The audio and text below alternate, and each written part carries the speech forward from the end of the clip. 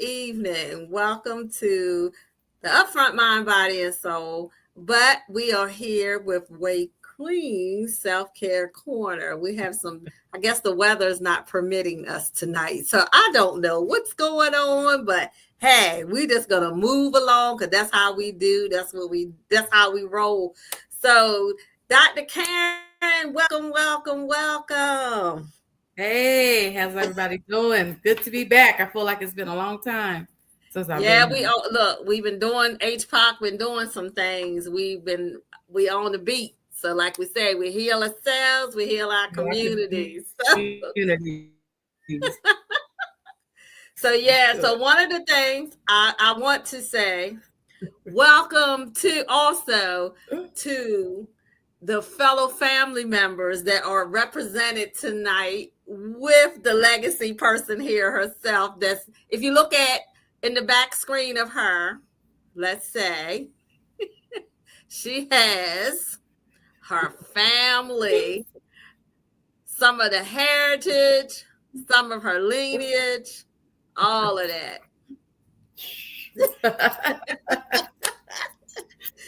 They're there with me everywhere I go. I keep them in my house. I'm surrounded by protection. There we go. So, we know this month, when we're almost at the end of the month, we know that this is Women's History Month. Yes. And, we're going to just start off with it, go right into the show. We know Women's History Month is about celebrating trailblazers. And I know I can see some of them up on there. But for you are a trailblazer. And how do you see yourself moving into this trailblazing role? So first tell the audience who you are, this may be the first time that you see this show, but give a little bit about who you are and this trailblazing path. See, I can go on and on and on, but I'm gonna let you talk more tonight. Okay, I can handle that. I have a lot of words. I'm still paying for my degree, so I'm still paying for these words. I might as well use them, right? So my name is Karen Haymore. Most people know me as Ray or RayeQueen, and I am the founder of Holistic Professionals of Color Association and University. And what that is all about in a nutshell is that there was a need, there was a big gap in the holistic health industry where we could mobilize holistic professionals of color. And so I created HPOC, and it is an amazing group of Black and brown healers who are dedicated to using natural, holistic, not alternative, because I hate that word. These are our original practices, not alternative, but natural practices to reclaim our health, right? And so that's who I am. And it's the first of its kind. And so when you talk about making history, I never considered myself a history maker, but it definitely is making history because, like I said, there's never been anything like this, especially post transatlantic slave trade in, the Western Hemisphere. Nothing exists like that because they stripped us of our ability to practice our original healing modalities. And this is why health disparities exist the way they do. And so we needed an organization like this. And so I said, Most High, I talk to the Most High all day, every day. And he said, this is your assignment. This is what you're supposed to do. This is your calling. I didn't have any money. I didn't really know what I was doing. I still don't know what I'm doing half the time. All I know is that the Most High said, this is what you're going to do. And so I'm doing it. I'm obedient. I'm doing it. I don't know about history, but I do know that HPOC is an act of defiance because there have been centuries of medical racism. And we can go on and talk about all the medical experimentations that have happened in our community, the systemic inequalities that still exist today in our modern healthcare system. I could go on forever about that. All I know is that HPOC now exists to fight against all of that ridiculousness and to make sure that we have qualified, skilled, trained practitioners who know what they're doing to provide this alternative services in our communities. And to make sure that our practices are valued because they've been devalued, right? Valued and that they're protected and that they're passed down on our terms. Another big platform I stand on is we're not begging anybody for anything anymore ever again. We don't need permission from those folks. The same folks who stripped us of our right to practice our natural practices are the same ones we're now begging for permission to practice it. Absolutely not. Them days are over. HPOC ain't having none of that. None of it. None of it. All right, so audience, I'm gonna tell you now, she got the guns loaded, and the cannons are gonna go off. So they're gonna shoot off because that's where you can tell that you're passionate about this. And a lot of people, I am too. And I'm glad to be a part of this. I'd say I'm just like you. The Most High had me come across it early in the wee hours of the morning, because that's that 3 and 4 hours. That's when it usually works with me on either the creativity or something to jot down and write down and, give me that deep thought. But that's what I've been doing. And the same thing, being in the community, talking about health disparities, being on the Maryland Health Commissions one point of time as, appointed on that. It's important for our community because we, like you said, we have been stripped. But now they put all those licenses and stuff. And now you got me. See, you got me uploaded now. See, all the licenses up on it. Even down to now. But they try to make it hard. Just like I'll go back to the doula stuff. I'll go back to that. That was a practice that they had the midwife come to the house years ago. Right? You would go down, everybody would come into the household when the baby was born. They would do their music, they would have prayers, they would have a whole community involved. And then she would go walk down another miles to another house or whatever else. It was a community, and this is what it is.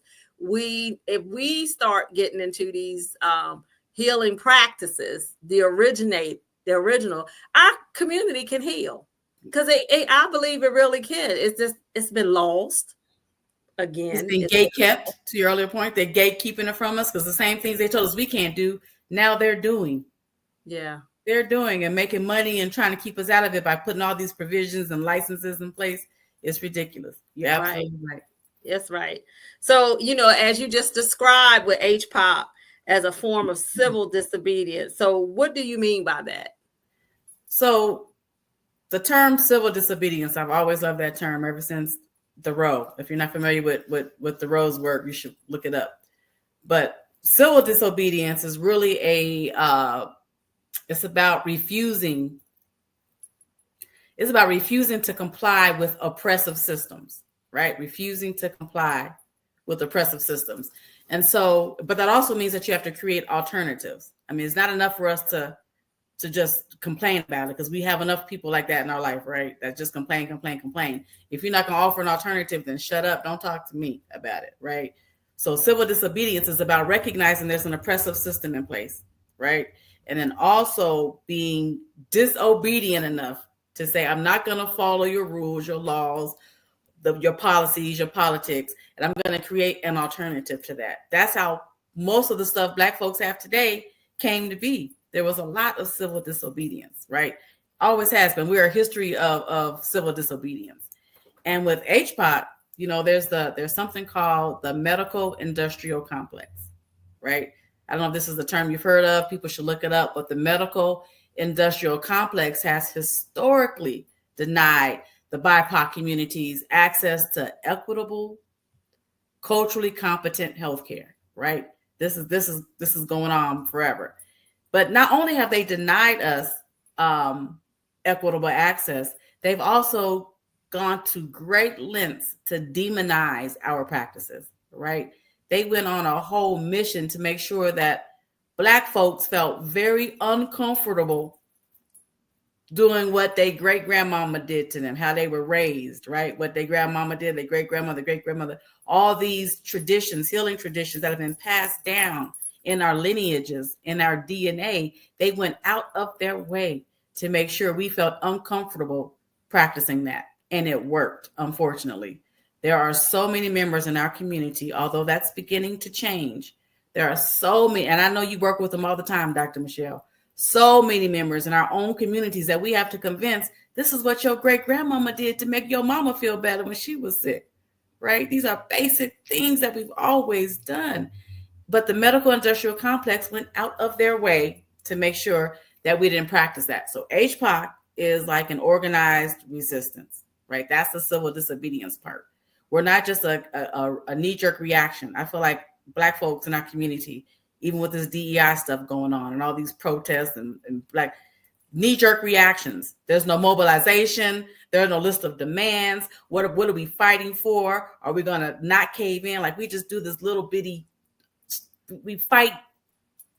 We make these tiny, microscopic moves that we think are going to affect organizations and establishments and government and policy, and it's not going to work. And so civil disobedience requires an organization, an organized effort. And that's what HPOC does, right? We're an organized effort and we fight for policy. We fight to heal ourselves. We fight to heal our communities. We're not begging for permission, right? We're going to do it on our own terms. And that's where the civil disobedience piece comes in. I'm not following anybody's rules. I've never been a good rule follower. Anybody would tell you that. But HPOC is definitely not going to follow anybody's rules who tells us we can't practice the same healing modalities that our grandparents raised us on. You know what I mean? So that's I totally got you. I totally get you, because it's funny to go back to what you were saying. You like to say in our community. And this, let me put this disclaimer. This is no way I'm not church bashing, and I'm not church bashing at all. I am not. And like me and Dr. Karen both, we are both people who are faith. We are people who practice being with our God, and we know the scriptures, we know the Bible, we know it all. But also you got to think about back then compared to, again, we couldn't out in the master's yard. We had certain times we had to come together, because I just got revved up on something. It made me go back to look at the movie Beloved. And then I went into some more research. Now, I'm just going to put this out here. And I'm just going to tell people they got to start comparing the facts. So what's the difference than you shouting in church than compared to the ring shout during slavery? Come on now.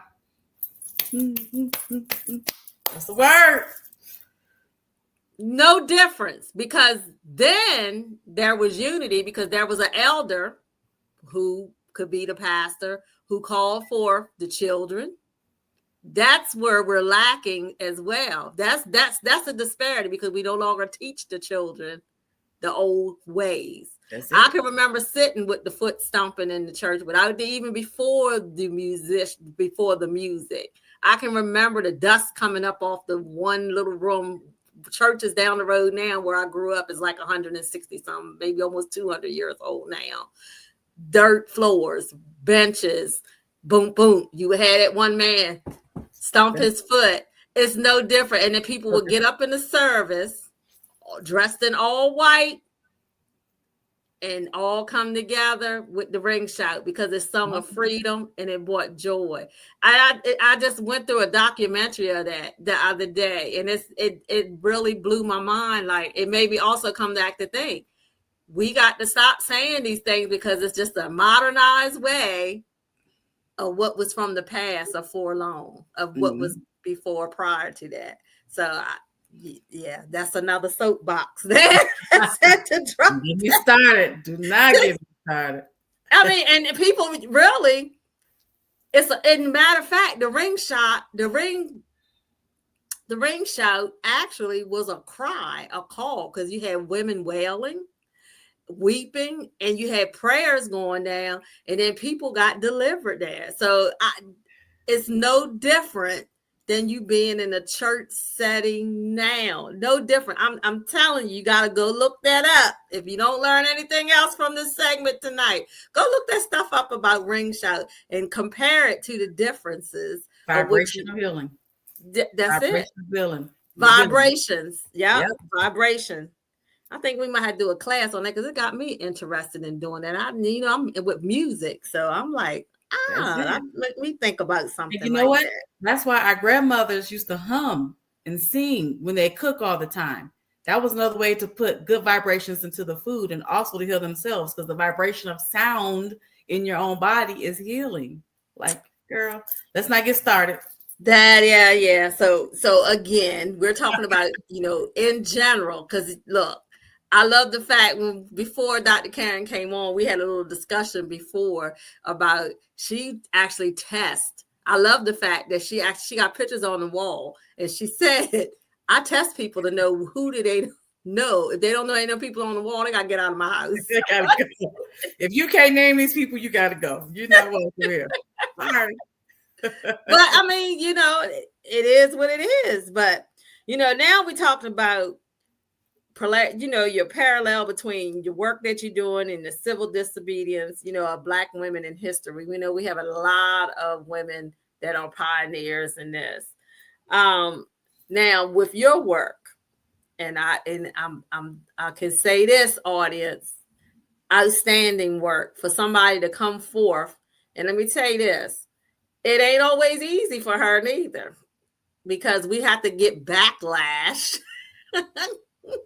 from our own community, from your own. And all we trying to do is just give you the information to heal, but sometimes, that's what happens. I get it too. They look at me like you got two horns on your head when you tell them some things, but but then when they know who to come to when they need the help, that's right.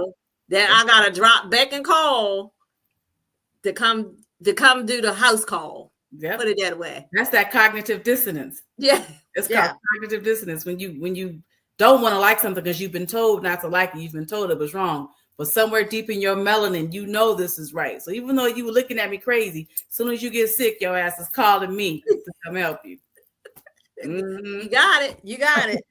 So through that, can you draw a historical parallel between your work and the civil disobedience of a Black woman in history? Give a couple, because we got time. Hey, this is an education segment, so all right, you learn something. So the first one that comes to mind, of course, is Harriet Tubman, right? So, and I say that because years ago, I did a radio interview, and the interviewer called me. He's the one who gave me the nickname, the Harriet Tubman of health. His reasoning was because, Harriet Tubman had the gun on the back and talked a lot of stuff like, you gonna come, you gonna die, and I have that similar personality, especially back in them days. But Harriet Tubman was definitely one of the people who fought against the oppression, the economy of oppression, right? Because of slavery, and the economy was built on enslaved people's backs, right? Right? Did I say that right? The economy of slavery was built upon the enslaved people. We made the economy in the South exist off of our backs, our labor. Harriet Tubman wasn't having none of that, right? She wasn't having any of that. So with HPOC, there's a similar parallel in that there's an economy of sickness. Write that down if you're listening. There's an economy of sickness. And that means that there are industries. There are many industries right now that profit from keeping our communities sick. There are so many industries. That's a whole nother podcast that profit. They make money, you guys, off keeping our communities sick. And so when we keep falling for the banana in the tailpipe, we can't keep falling for the okey doke of what they're telling us, because they need us to be unwell in order to exist, right? And so I kind of compare myself to Harriet Tubman in that regard, because I'm not having that. You're not going to keep keeping my people sick just so you can make some money, right? It's not happening. We have to stop that. And then Fannie Lou Hamer. I don't know if you guys don't know these people, look them up. You should know these people, but you might have gone to public school. I don't know, but you should know these people. But then there's Fannie Lou Hamer. Fannie Lou Hamer fought against voter suppression, right? To give people a voice, Black people a voice politically. HPOC is heavily involved in politics. And I hate to say that because I've never been a political person, right? I've never been a political person, but we have to involve ourselves in politics if we want to make legal changes that give Black healers the legal right to do what they're doing, right? And so just like Fannie Lou Hamer fought against voter suppression, Black healers are now fighting against the suppression of the laws that they're creating that require us to have these ridiculous credentials that should never be put in place in the first place, right? And then my favorite, my girl, Madam C.J. Walker. She's my personal shero with dealing with HBOC University, because for those of you who don't know, Madam C.J. Walker was all about the hair, right? But I don't want to minimize her to just the hair. What a lot of people don't know is that she built an empire. She built an entire school outside of the mainstream institutions that told her, no, you can't do it. Black people can't do it. You're not qualified. We don't do that. She got told no so many times. And she said, you know what? I'm going to create my own institution. And so she serves as a model for HPOC University, because I said the same thing that Madam C.J. Walker said. No, okay, watch this. Watch me do it. I got $12 in the bank. Watch me do it. And I did it. There you go. So look, we're all take a quick break and we're going to be right back, because look, it's some more exciting cannonball shootings that's going to be coming back for our next segment. So stay tuned with us. Go grab yourself some tea.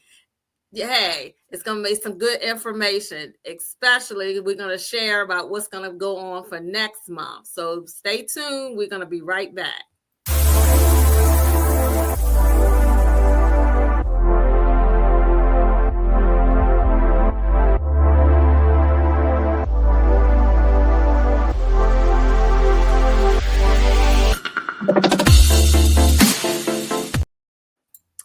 Welcome back to the Upfront Mind, Body, Soul podcast. I'm your host, Dr. Michelle Bolden-Hammond, and I am here with Dr. RayeQueen Haymore for the RAYEQUEEN Self-CARE Corner segment. And look, she's already shot off the cannon, and I'm not going to go behind her with the ammunition and say fire. No. But look, we could be here all night. We could be here all night for all of this. So when we talk about the BIPOC community, you know, a lot of people don't understand that terminology neither. So let's brief them on what it means. Okay. Black, Indigenous, people of color. That means you can be Asian, you can be Latino, you can be any person that's kind of Indian. However, this is, and we noticed that a lot of that has, you know, even when I've worked with the MOTA, which is the Minority Outreach Technical Assistance, we used to talk about the disparities because there are certain things that those communities lack. And sometimes it is due to not having enough research because it's been set back on the corner. Or it also can be us not wanting to have the research to help us as well too, but you can't blame us because of the fact what has been done, as Dr. Karen had said prior to. So the next question leads me up to this. Why is it important that Black and Brown people to reclaim their ancestral healing practices? I have a very short, succinct answer for that. Because our survival depends on it. Our survival depends on it. They have stripped us of our traditional ways of healing and replaced them with systems that were never, ever, ever designed for us. They were never designed for us. And then we rely on these systems and trust in these systems to do what's best for us. Now, to be fair, there has been some progress. Right? There's some progress, and they're starting to recognize that there are some systemic inequities, and they're starting to work with that. But we can't overlook the fact, and we do that too often, that this system was never designed for us. And health disparities that we see today, right? We have higher rates of hypertension, the higher rates of diabetes, maternal mortality, like you were talking about with the doulas and the midwives. That's why we had them before. That wasn't happening when we had midwives and doulas on the plantation or in the neighborhood. That wasn't happening then. There's a resurgence of those happening. So all of the higher rates or the health disparities that we're seeing now are a result of the fact that the system was never designed for us, right? And we have to accept at some point, I don't know how long it's going to take all of us to wake up, but we're going to have to accept at some point that when they keep telling us our genetics are the problem, it's a lie. You're going to tell me the strongest people on the planet who have survived the transatlantic slave trade, they survived the harsh conditions on the plantation, they survived Jim Crow and civil rights, and you're going to tell me our genetics are the problem? Miss me with that information. Our genetics are not the problem. The problem is that we're disconnected from our traditional healing practices that addresses our mind, body, soul, and spirit, because we are a holistic people. And when you disconnect one piece, you dismember the rest of the body. And so stop falling for the banana and the tailpipe. Take it out. We have to reclaim our traditions. We have to reclaim our power. We have to reclaim our health and watch the health disparities fade away. Our survival depends on it. Wow. That now, if you don't get anything else out of that, what she just said, because you're right, it's in our DNA. Let's go back to that. It's in our DNA. You might not, you have missed it on the boat. So why not be the first generation of a new generation to look and do some research? As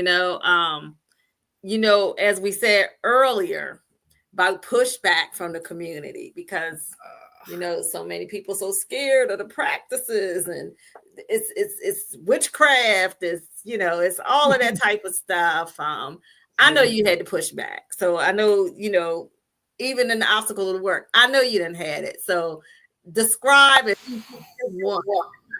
I can give you several of them. We all know. And that's why we needed HPOC. We had to bring us together so we could wrap our arms around each other, because we live in our own little bubbles all across the country, and we're catching the slack from members of our own communities oftentimes. You know what I'm saying? And so the pushback is real, but anytime you go against the status quo, you become a target, right? There's a status quo that has existed for a long time. And when you say, you automatically become a target. They're going to work to discredit you. They're going to do their best to discredit you. And so even just holistic health, right? They're quick to dismiss it as unscientific, right? I know you've heard that before. There's no scientific validity to what you're doing. They'll do that to us quick. However, even though they label our information unscientific, you'll notice that there are yoga studios popping up everywhere. There are meditation apps you can download from your phone now. And that was always our stuff, the mind-body connection. Now we have integrative medicine clinics all across the country. Even the traditional medical medicine clinics have an integrative component now. They've incorporated wellness. So they've told us for years it was quackery, but now you're incorporating it and charging people for the same information you really don't know about. They really don't know about, but they're charging us for it. So anyway, let me not get on my soapbox. Yes, there's going to be pushbacks, but every time I get challenged, it reminds me that I'm walking in purpose. I'm on divine assignment. And one thing I know, I remember when I was in college at Langston University, LU, in the building, one of my professors said, if it wasn't a threat to the system, there wouldn't be any pushback. If it wasn't a problem to what you're doing, why are you so worried about holistic health? They're only so worried about it because it's a threat to what they're doing, and they know that it's valid.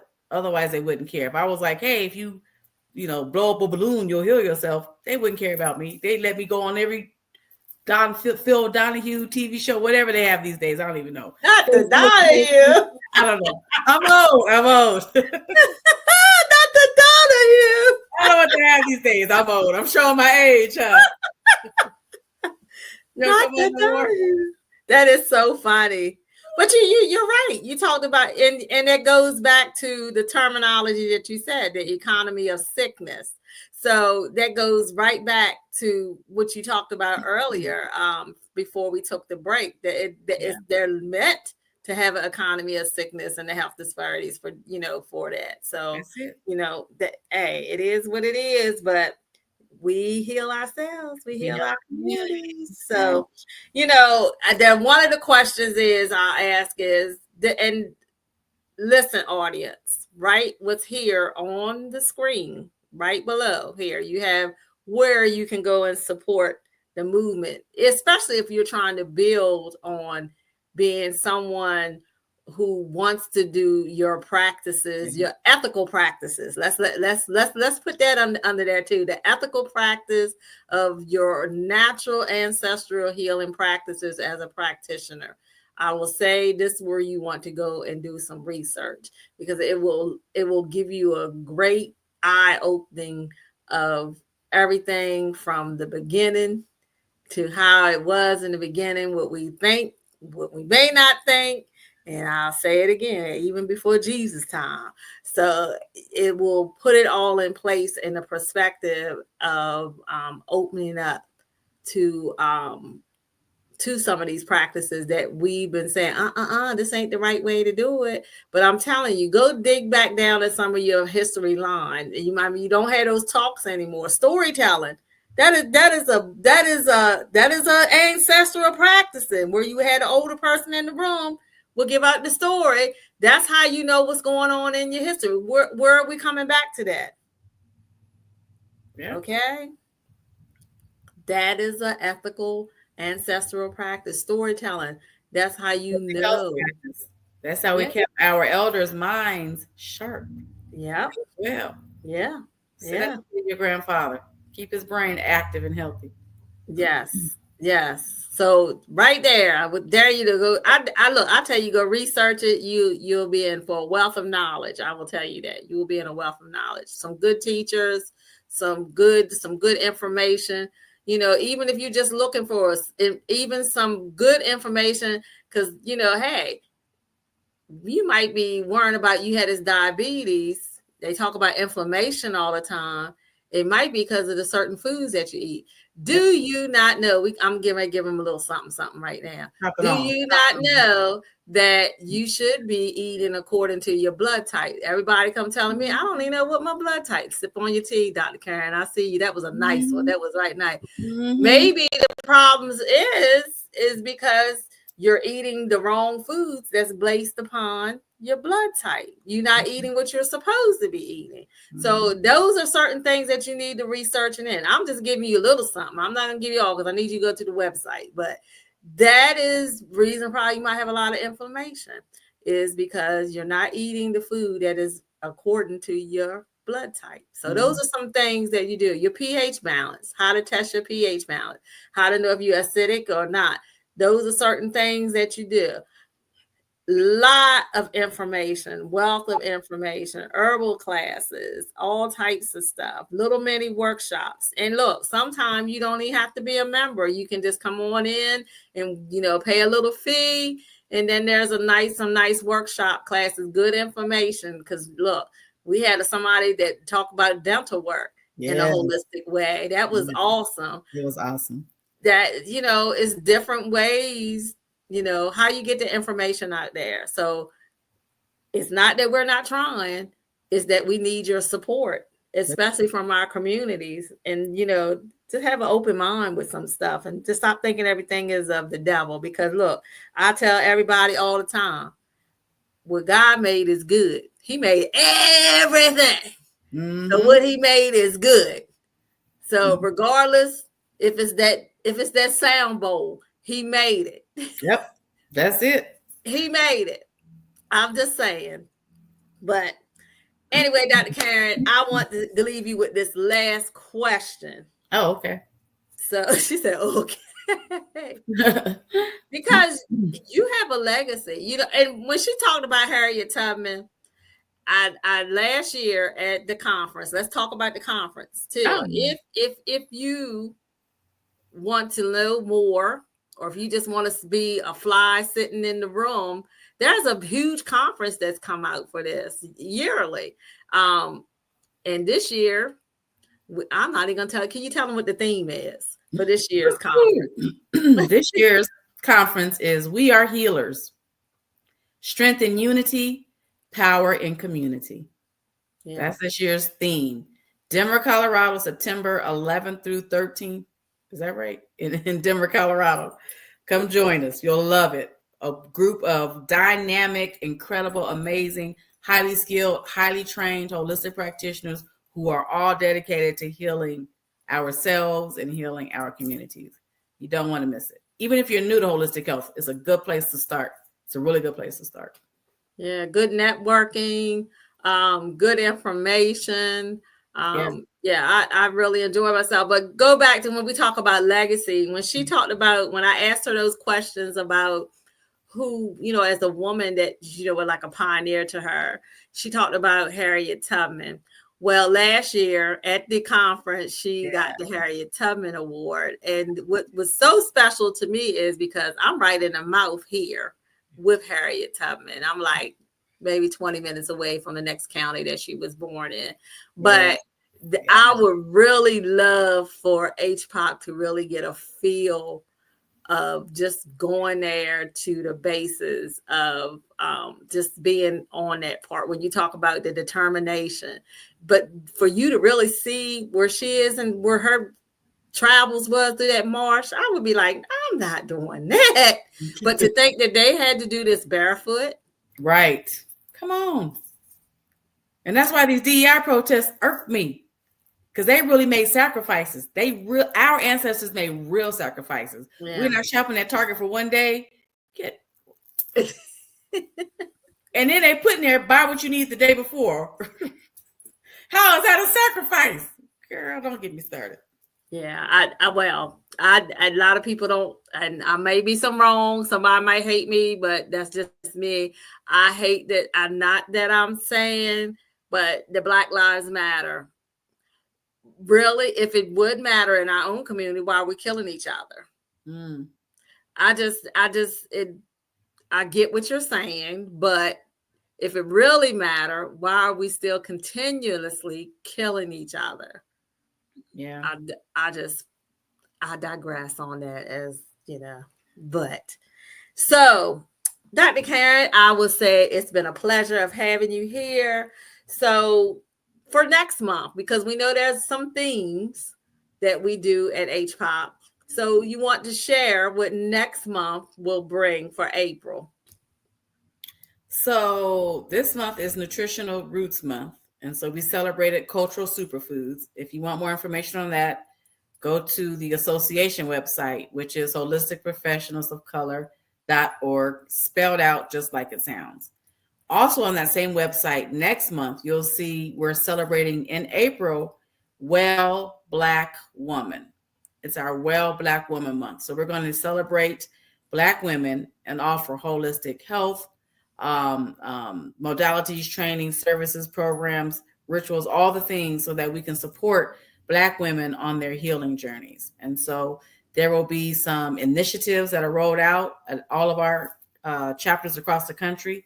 Visit the website to find out more information about that. And speaking about eating for your blood type, women should also learn that they should be eating for their womb type. And we're going to talk about that next month as well. Black and brown women are dealing with reproductive problems at alarming rates. But if you figure out what your womb type is, you'll know how to treat it appropriately so you don't have those reproductive issues. So we're going to tap into all of that information during the month of April. So, audience, see, I told there's a wealth of knowledge here. I just wish that I wish we could do it weekly, but I know we all stretched out everywhere, but it's some real good. I'm serious. And if whoever catching the replay of this, share at least with one individual that you know that they have a specific gift. Put it that way, because it's a gift. And I do not want the God-given gift to be not used, because as the old folks, he said, I don't want no rocks to cry out for me. so so I'm just saying, it's very important. Again, we're here at HPOP. We heal ourselves. We heal our communities. So, Dr. Karen, until next month, and audience, until next week, I want you to live in your purpose. I want you to understand that you have survived 100% of your bad days. So, until next week, be blessed. Be blessed. And Ashe. Ashe.